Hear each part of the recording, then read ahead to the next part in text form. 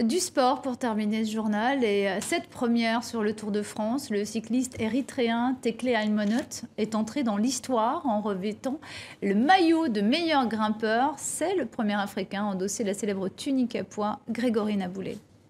Il a fait la course en tête, dans la bonne échappée. Hier, Daniel Tekle Aymonot avait de la fuite dans les idées. Très à l'aise lorsque la route s'élève, il a terminé premier au sommet de toutes les côtes de la journée. Premier coureur du continent africain à endosser sur le Tour de France le maillot à pois rouge. Le public découvre un phénomène.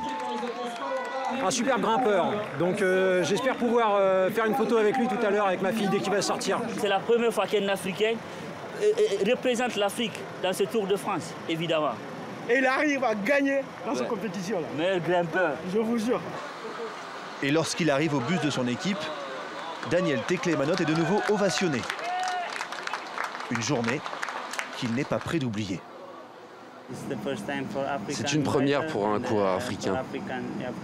C'est aussi une première pour notre équipe qui est africaine.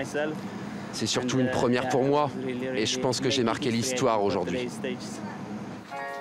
À 26 ans, il n'en finit plus de marquer l'histoire de ce tour.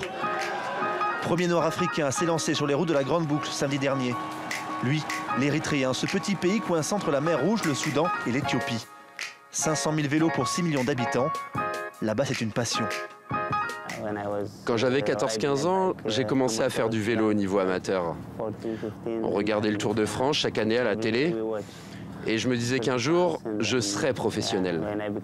Et que ce jour-là, ce serait moi sur les routes du Tour. Ne pas tomber dans l'euphorie et gagner une étape pour faire encore parler de lui. Daniel Tekle Aymonot est déjà une star dans son pays, un pionnier qui rêve désormais d'être imité.